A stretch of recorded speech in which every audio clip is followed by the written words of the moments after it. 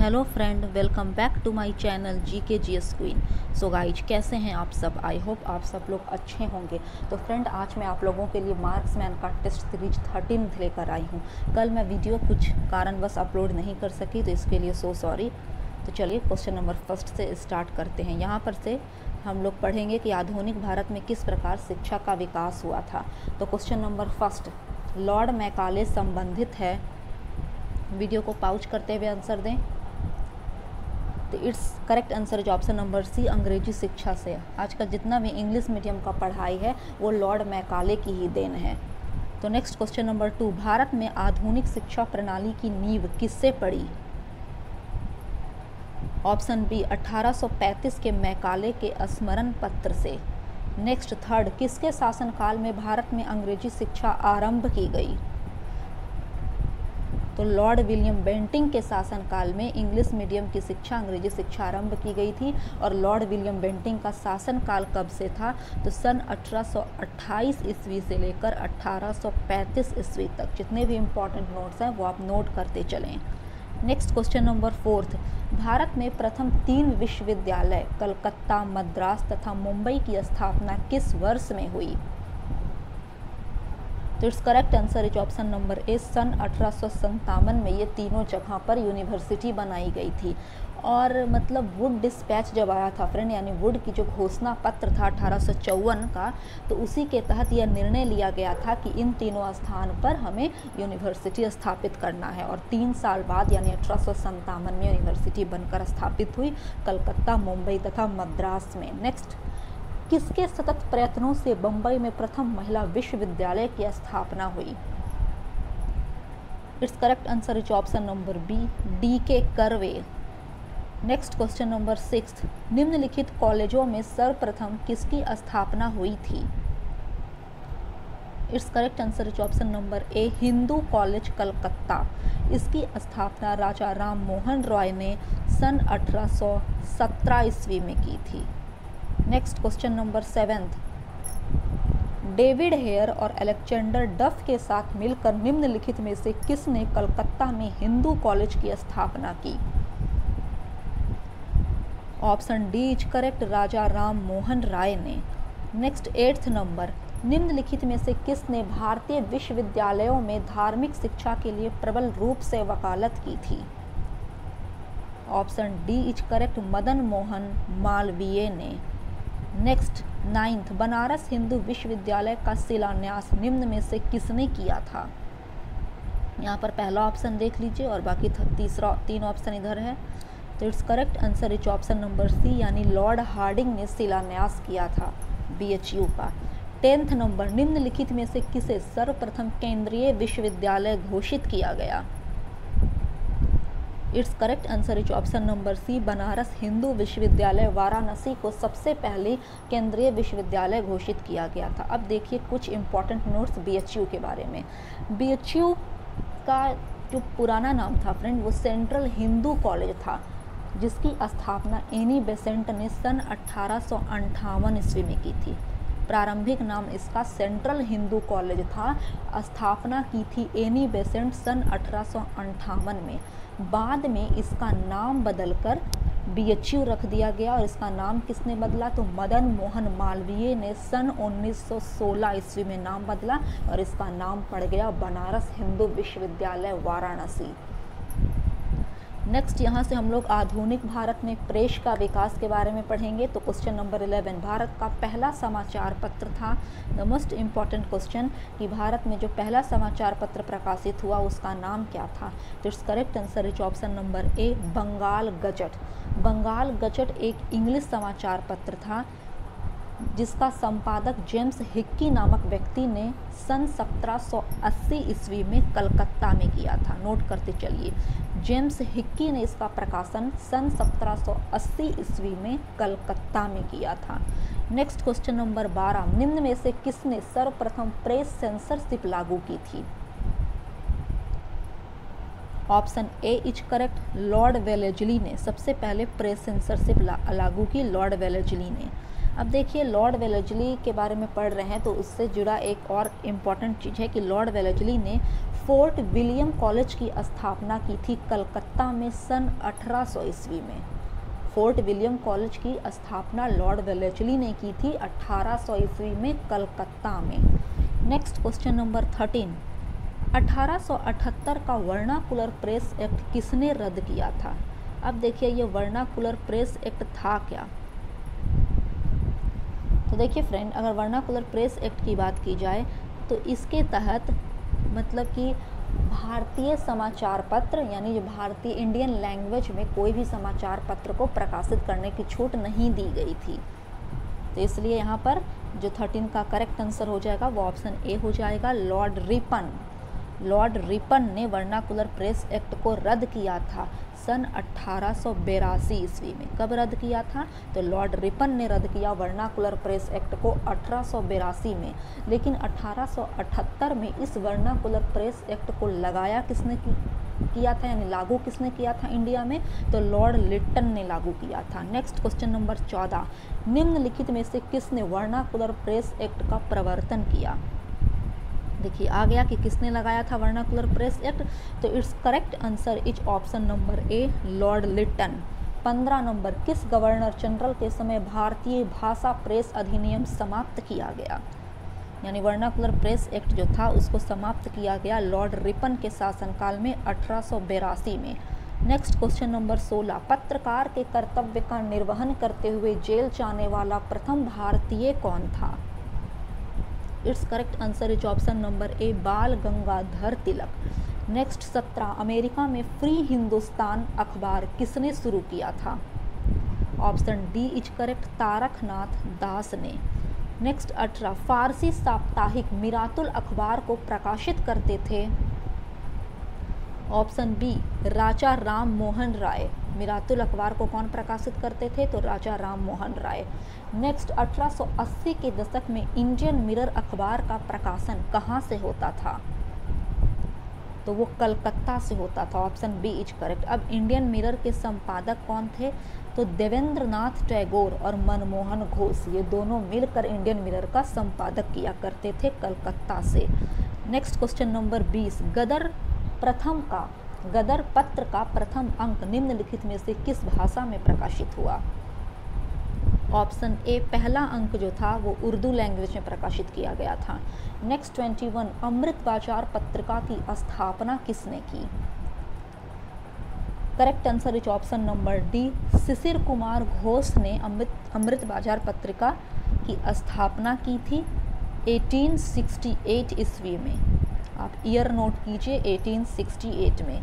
Next 22, Lokmanya बाल गंगाधर तिलक ने भारतीय स्वतंत्रता संग्राम की सेवा के उद्देश्य से कौन सा समाचार पत्र प्रारंभ किया था? It's correct answer is option number B, Kesari. Kesari को उन्होंने शुरू किया था मुंबई में सन 1881 में। नेक्स्ट 23, क्रांतिकारी काल की निम्नलिखित लोकप्रिय पत्रिकाओं में से कौन अनेक कारणों से कांग्रेस की आलोचना करती थी? ऑप्शन डी, ये सभी आलोचना करती थी। बंगवासी, काल तथा केसरी, ये तीनों आलोचना करती थी। तो option D is correct. Next, निम्नलिखित में से किसने सोम प्रकाश नामक समाचार पत्र शुरू किया था? Option B is correct, Ishwar Chandra Vidyasagar ने सन 1859 ईस्वी में सोम प्रकाश समाचार पत्र चालू किया था। नेक्स्ट 25 नंबर, निम्न अखबारों में से कौन सा मुख्यतः उदारवादियों की नीतियों का प्रचारक था? Option B is correct, leader. Next 26 की तरफ बढ़ रहे हैं फ्रेंड। निम्नलिखित में से किस भाषा में द इंडियन ओपिनियन पत्र नहीं छापा जाता था?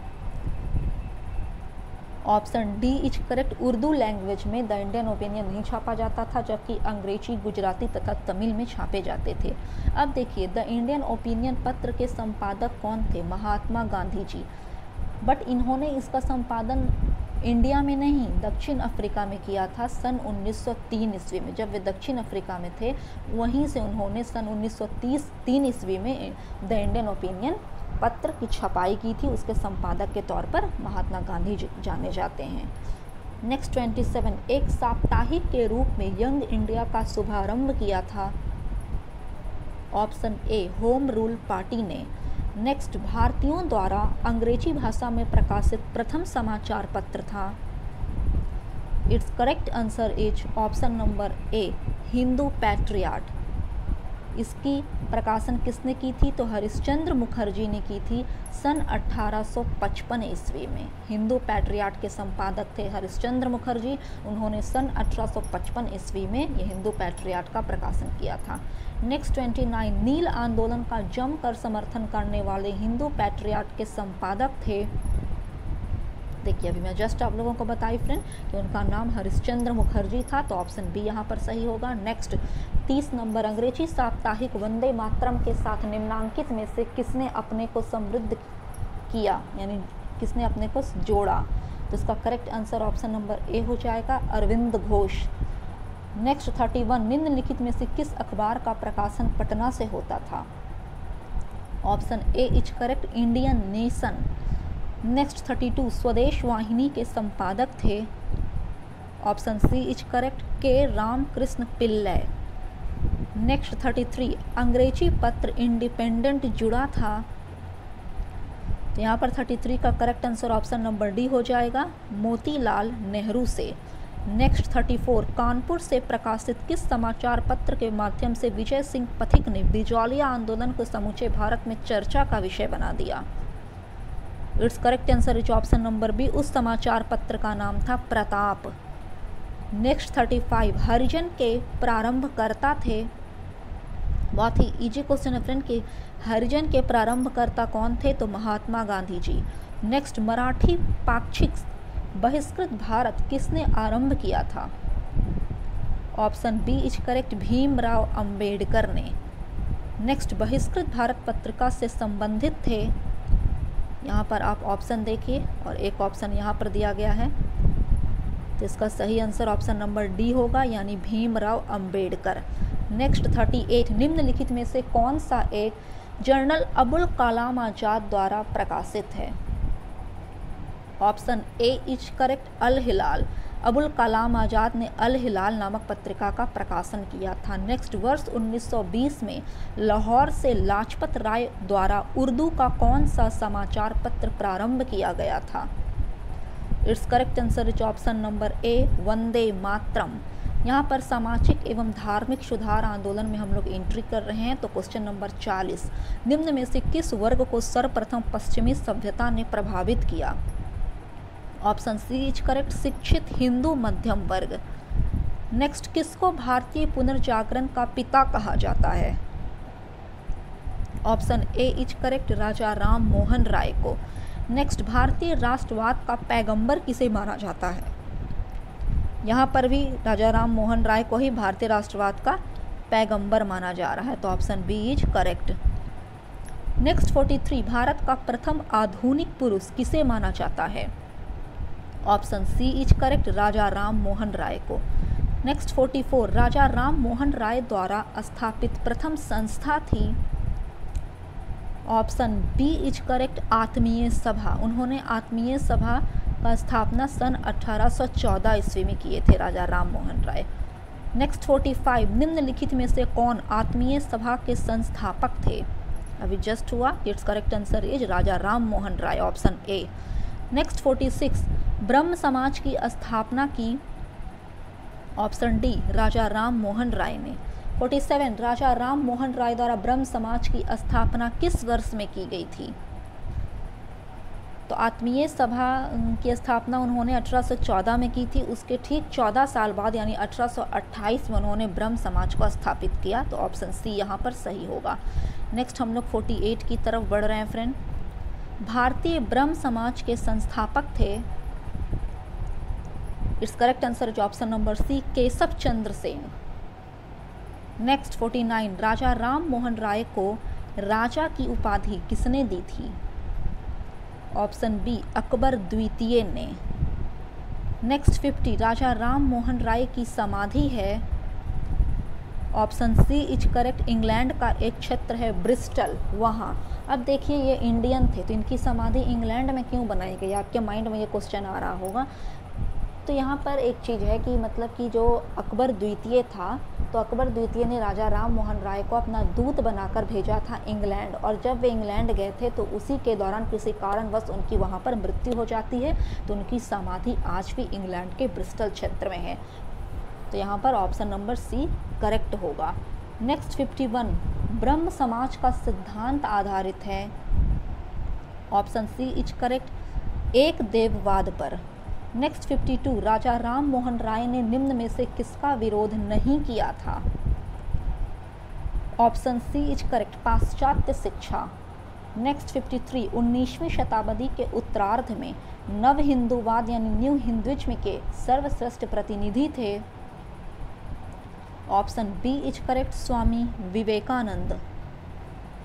नेक्स्ट 54, किस वर्ष स्वामी विवेकानंद ने विश्व धर्म संसद में भाग लिया, तो उन्होंने ये विश्व धर्म संसद में भाग लेने शिकागो में उन्होंने भाग लिया था सन 1893 में। नेक्स्ट 55, रामकृष्ण मिशन की स्थापना किसने की थी, तो स्वामी विवेकानंद ने ही रामकृष्ण मिशन की स्थापना की थी, और स्वामी विवेकानंद के गुरु का नाम था रामकृष्ण, तो उन्हीं के नाम पर उन्होंने रामकृष्ण मिशन की स्थापना की थी। नेक्स्ट 56, रामकृष्ण मिशन की स्थापना 1897 ईस्वी में किसने की थी, तो option A is correct, Swami Vivekananda ने। नेक्स्ट 57, शारदा मणि कौन थी, तो शारदा मणि स्वामी विवेकानंद की गुरु माता थी, यानी यहाँ पर इसका correct answer option number B हो जाएगा कि वो रामकृष्ण परमहंस की पत्नी थी स्वामी शारदा मणि। 58, दयानंद सरस्वती द्वारा स्थापित है, it's correct answer is option number B, Arya Samaj. Arya समाज के संस्थापक दयानंद सरस्वती हैं, इन्होंने 10 अप्रैल, नोट करिए 10 अप्रैल सन 1875 ईस्वी में आर्य समाज की स्थापना की, 10 अप्रैल 1875।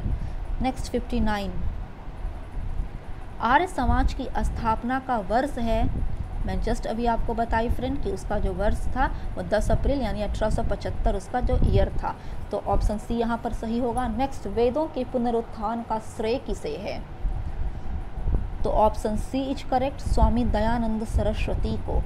नेक्स्ट 61, वेदों की ओर चलो किसने कहा था, तो वेदों की ओर लौटो या वेदों की ओर चलो, ये कथन स्वामी दयानंद सरस्वती जी का था। नेक्स्ट 62, निम्न में से कौन भारत का मार्टिन लूथर कहलाता है, ऑप्शन ए इज करेक्ट, स्वामी दयानंद सरस्वती को ही भारत का मार्टिन लूथर के नाम से जाना जाता है। नेक्स्ट 63, सत्यार्थ प्रकाश की रचना की गई थी, ऑप्शन डी इज करेक्ट, स्वामी दयानंद सरस्वती के द्वारा सन 1874 ईस्वी में सत्यार्थ प्रकाश की रचना की गई थी, और ये किस भाषा में मतलब कि रचित था, तो ये हिंदी भाषा में था, हिंदी लैंग्वेज में। 64, सत्यार्थ प्रकाश पवित्र पुस्तक है, option A is correct, Arya Samaj की। नेक्स्ट 65, निम्नलिखित संगठनों में से किसने शुद्धि आंदोलन का समर्थन किया, it's correct answer is option number A, Arya Samaj ने। नेक्स्ट 66, निम्न में से किसने कहा था अच्छा शासन स्वशासन का स्थानापन्न नहीं है, तो it's correct answer is option number C, Swami Dayanand Saraswati. Next 67, निम्न में से किस व्यक्ति ने सर्वप्रथम स्वराज्य शब्द का प्रयोग किया और हिंदी को राष्ट्रभाषा माना, ऑप्शन बी यहाँ पर सही होगा, स्वामी दयानंद सरस्वती ने सबसे पहले स्वराज्य वर्ड का यूज किया था, स्वराज्य मतलब अपना राज्य। नेक्स्ट 68, निम्नलिखित में से किसने महाराष्ट्र में प्रार्थना समाज की स्थापना की थी, it's correct answer is Atmaram Pandurang. अब देखिए यहाँ पर थोड़ा सा आपको कन्फ्यूजन होगा, क्यों कन्फ्यूजन होगा वो आप आसानी भाषा में मैं समझाती हूँ आप लोगों को कि आत्माराम पांडुरंग ने मुंबई में सन 1867 ईस्वी में प्रार्थना समाज की स्थापना किए थे, वे 1867 में मुंबई में। लेकिन आत्मारंग पांडुरंग ने किसकी प्रेरणा से, तो आचार्य केशव चंद्र सेन नामक एक व्यक्ति थे, उनके प्रेरणा से इन्होंने प्रार्थना समाज की स्थापना की थी। अब यहाँ पर एक दूसरा क्वेश्चन राइज हो रहा है कि उसके 2 साल बाद यानी 1867 में जब स्थापित हो गया प्रार्थना समाज, तो जस्ट 2 साल बाद यानी 1869 ईस्वी में महादेव गोविंद रानाडे नामक एक व्यक्ति इस संस्था से यानी प्रार्थना समाज नामक संस्था से जुड़ जाते हैं 1869 में, और फिर वो प्रार्थना समाज के मुख्य संचालक के तौर पर कार्य करते हैं। तो अगर आपको एग्जाम में पूछेगा कि प्रार्थना समाज के मुख्य संचालक कौन थे, तो वहाँ पर उसका सही आंसर हो जाएगा महादेव गोविंद रानाडे। ठीक है, आत्मारंग पांडुरंग मानकर नहीं आ जाएगा, उसका सही आंसर हो जाएगा महादेव गोविंद रानाडे। लेकिन अगर पूछेगा कि प्रार्थना समाज की स्थापना किसने की थी, तो आत्मारंग पांडुरंग ने की थी मुंबई में 1867 ईस्वी में। और ये क्वेश्चन छत्तीसगढ़ PCS प्री 2004 में पूछा गया है। नेक्स्ट 69 नंबर देखिए, यहाँ पर आ ही गया फ्रेंड कि महाराष्ट्र में प्रार्थना समाज का मुख्य संचालक कौन था। मैं जस्ट अभी आपको बताई फ्रेंड कि उसके जो संस्थापक थे वे आत्मारंग पांडुरंग थे, लेकिन मुख्य संचालक के तौर पर यहाँ पर काम कर रहे थे, तो उनका नाम था महादेव गोविंद रानाडे। ऑप्शन बी सही होगा, यानी MG रानाडे, जो 1869 ईस्वी में इस संस्था से जुड़े थे और फिर वे मुख्य संचालक बन गए थे प्रार्थना समाज के। और ये क्वेश्चन छत्तीसगढ़ PCS का है जो पूछा जा चुका है 2004 में। नेक्स्ट 70 नंबर, देव समाज का संस्थापक निम्न में से कौन था। तो it's correct answer is option number C, Shiv Narayan Agnihotri ने देव समाज की स्थापना की थी 1887 ईस्वी में। आप डेट याद कर लीजिए और ईयर 1887 में। नेक्स्ट 71, किसने 1873 में सत्यशोधक समाज की स्थापना की थी। सत्यशोधक समाज की स्थापना ज्योतिबा फुले ने की थी। ऑप्शन बी सही होगा। नेक्स्ट, गुलामगिरी का लेखक कौन था। Option B is correct, Jyotiba Phule. Next 73, Mahatma Jyotiba Phule द्वारा किस संगठन की स्थापना की गई थी। Option C is correct, Satyashodhak Samaj. Next, पिछड़े वर्गों का उत्थान किसका मुख्य कार्यक्रम था। It's correct answer is option number B, Satyashodhak Samaj का। नेक्स्ट 75, वह बंगाली नेता कौन था जिसने सामाजिक धार्मिक सुधारों का विरोध किया और रूढ़िवादिता का समर्थन किया। It's correct answer is option number A, Radha Kant Dev. Next 76, Radha Soami Satsang के संस्थापक कौन थे। तो यहाँ पर ऑप्शन बी सही होगा, शिव दयाल साहब ने राधा स्वामी सत्संग की स्थापना की थी। नेक्स्ट 77, महाराष्ट्र के किस सुधारक को लोक हितवादी कहा जाता था।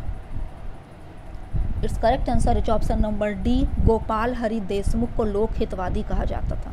नेक्स्ट यहाँ पर 78 की तरफ बढ़ रहे हैं फ्रेंड कि 19वीं सदी के महानतम पारसी समाज सुधारक थे।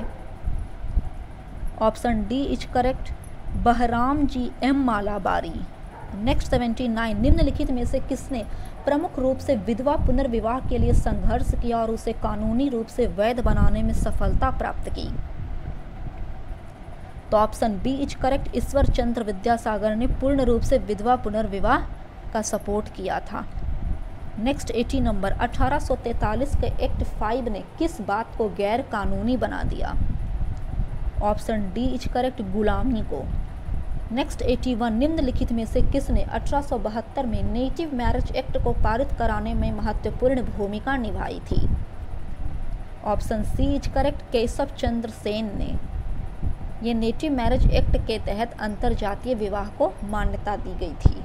नेक्स्ट 82 की तरफ बढ़ रहे हैं कि बाल विवाह प्रथा को नियंत्रित करने हेतु 1872 के सिविल मैरिज एक्ट ने लड़कियों के विवाह की न्यूनतम उम्र निर्धारित की। ऑप्शन ए इज करेक्ट, 14 वर्ष। नेक्स्ट 83, शारदा अधिनियम के अंतर्गत लड़कियों एवं लड़कों के विवाह की न्यूनतम आयु क्रमशः कितनी निर्धारित की गई थी। तो it's correct answer is option number B, लड़कियों की 14 वर्ष मिनिमम एज और लड़कों के 18 फिक्स की गई थी। और ये जो प्रयास किया गया यानी शारदा अधिनियम चलाया गया वो हर विलास शारदा के तहत चलाया गया था सन 1930 ईस्वी में। नेक्स्ट 84, शारदा एक्ट संबंधित था ऑप्शन ए इज करेक्ट, बाल विवाह प्रतिबंध से। 85 भारत में थियोसॉफिकल सोसाइटी की सफलता मुख्यतः थी। Option A is correct, Annie Besant के कारण। Next 86 servants of India society की स्थापना किसने की थी? तो यहाँ पर देखिए इसका ऑप्शन कि सर्वेंट्स ऑफ इंडिया सोसाइटी की स्थापना किसने की थी। तो it's correct answer is option number D, Gopal Krishna Gokhale ने सर्वेंट्स ऑफ इंडिया सोसाइटी की स्थापना सन 1905 ईस्वी में की थी। नेक्स्ट 87 बहुजन समाज का संस्थापक कौन था? Option B, Mukund Rao Patil. Next किसके द्वारा मंदिरों में प्रवेश के अधिकार की मांग की प्रस्तुति के कारण 1899 में तिरुनेलवेली में भयंकर दंगे हुए थे? It's correct answer is option number B, Nadar. Next किसने कहा कि यदि भगवान अस्पृश्यता को सहन करते हैं तो मैं उन्हें कभी भगवान नहीं मानूंगा? तो बताइए 89 का answer. It's correct answer is option number B, यानी बाल गंगाधर तिलक का यह कथन था। नेक्स्ट 90 भारत में नारी आंदोलन इनकी प्रेरणा से प्रारंभ हुआ। Option D is correct, Jyotiba Phule. यहाँ से हम लोग राजनीतिक संस्था में एंट्री कर रहे हैं। तो क्वेश्चन नंबर 91 भारत में जिस राजनीतिक संगठन की स्थापना 1838 में हुई उसका नाम था? ऑप्शन डी, जमींदारी एसोसिएशन। नेक्स्ट 92 भारत संघ यानी इंडियन एसोसिएशन के संस्थापक कौन थे?